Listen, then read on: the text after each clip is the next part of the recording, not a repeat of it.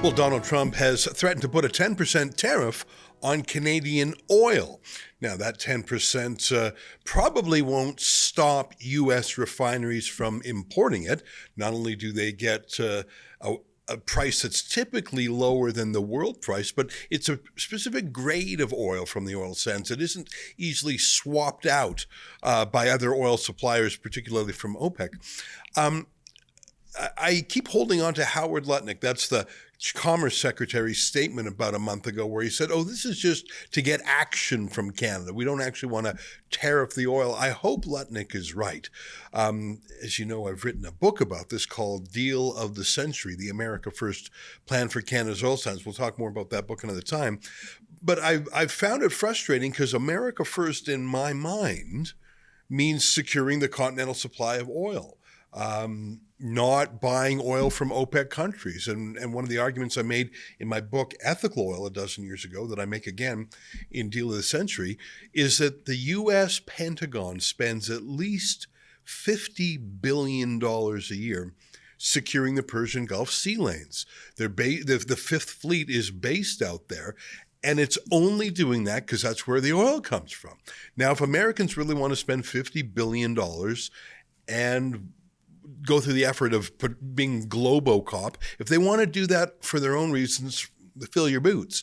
But if they're doing that just to protect Saudi oil, why not buy all the oil sands oil you can get? And that's the deal of the century that I mentioned in the book. Basically, buy all the oil sands. It's a $13 trillion deal that I would think would appeal to a man who likes big deals. Anyhow, that's in the background. And then yesterday, take a look at what Trump posts on his Truth Social platform. Let me read it. It says, our country's doing really well. And today I was just thinking that the company building the Keystone XL pipeline that was viciously jettisoned by the incompetent Biden administration should come back to America and get it built now. I know they were treated very badly by sleepy Joe Biden, but the Trump administration is very different. Easy approvals, almost immediate start. If not them, perhaps another pipeline company. We want the Keystone XL pipeline built. Now, I did a little bit of poking around because I assumed that deal was dead. I think it was TransCanada Pipeline that originally owned it. I think they sold it off to another, or spun it off to another company called South Bow.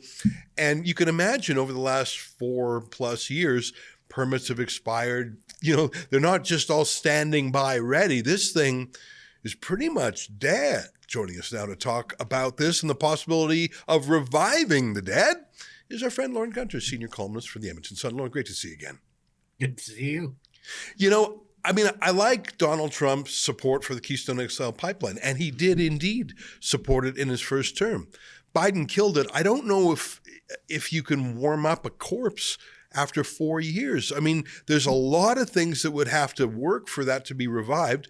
And I don't even think the company itself is sort of interested in it right now. Well, the TC Energy and South Bow, which is the subsidiary that TC set up to run the Keystone XL, have both said they're not interested.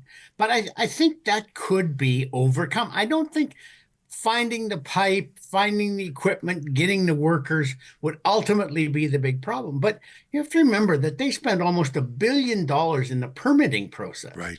And it's not just federal permits that they need. They need state by state permits. In some places, they need county permits. And for sure, they need Native American tribal land permits. And the environmentalists and a lot of Native American groups fought them every inch of the way. Yeah. And it took them nearly 12 years to get all the permits in line. That's the big holdup. It's not, I mean, Trump says in that post that you just read out, easy permits. We've got easy permits now, and it probably does. I think he'd probably sign an executive order allowing the cross-border permits for the pipeline tomorrow afternoon. The only thing we're holding him up is he's got 1,500 other executive orders that he's got to get to in advance of that.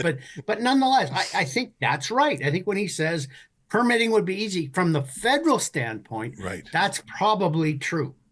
And if the people who are in charge of the permitting for the federal government oppose him on that, if they put down on their lists that they have to send to Elon Musk every week of the things they've achieved, and one of those things is held up the Keystone Pipeline, I think they're out. So I do think all that federal stuff is easy.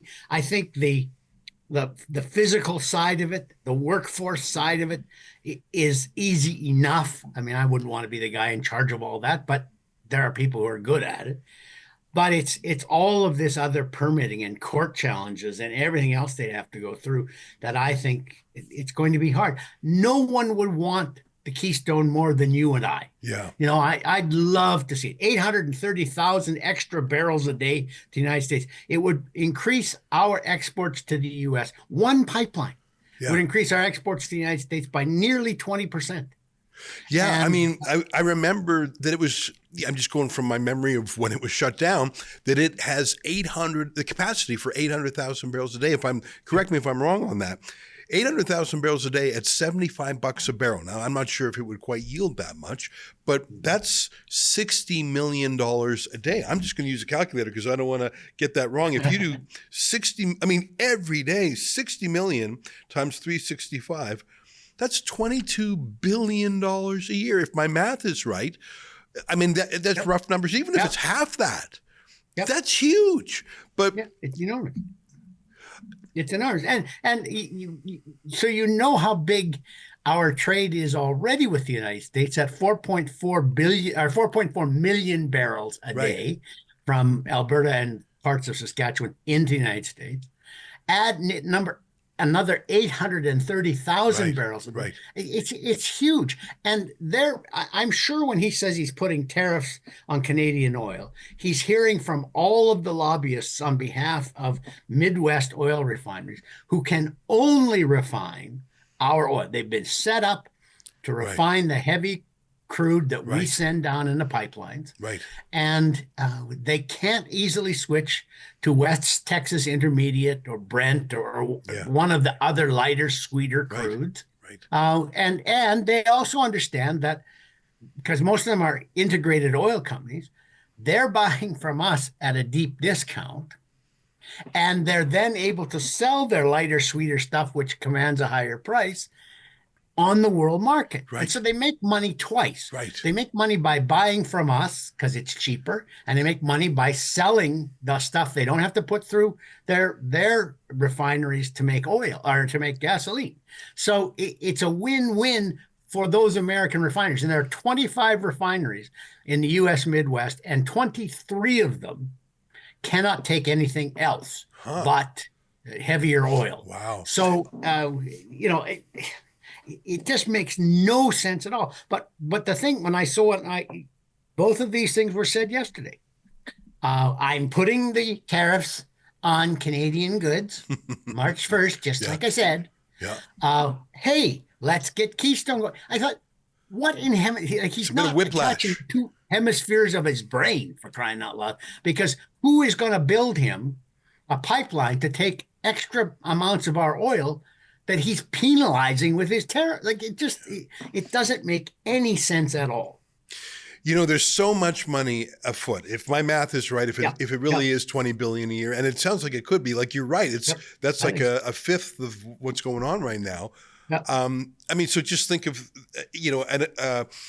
a finance guy would do the present value of the future income of this thing. Like if this pipeline would last 50 years, the amount of oil that traverses it, well, frankly, I can do that math in my head. That's $1 trillion. 50 years at 800,000 barrels, that's $75 a barrel, is almost exactly $1 trillion. A lot of things can get done. Now you got to present value that, whatever. That's so much money. And that's how he's a deal maker. He's a real estate developer. He thinks big. I mean, there's the guy who looks at Gaza and says, I see a Riviera come in your future. Like he in a way, he's a dreamer and a schemer and a planner. And the braggadocio is part of it. You know, I really recommend to everybody out there, you want to understand Trump, read Art of the Deal. And I hope this thing can be revived. He's a disruptor, right? Yeah. He likes to come into a situation where people want things from him, and he wants things from them. Yeah. But people want things from him. Either he wants, they want to put the marble countertops in all the bathrooms in his new Trump Tower, Right. Or they want to keep selling goods and services to the United States, whatever it is. They want something from him or from the United States. And he thinks the best way for him to get the best possible deal is to scare those people into a laundry bill they didn't expect. Right. By making them go out. Look, last night the liberal leadership contenders had their French language debate, and they spent about a quarter of the time, maybe even closer to half the time, talking about, oh, we can't let Trump annex Canada, annex this, annex. By what method would he annex Canada?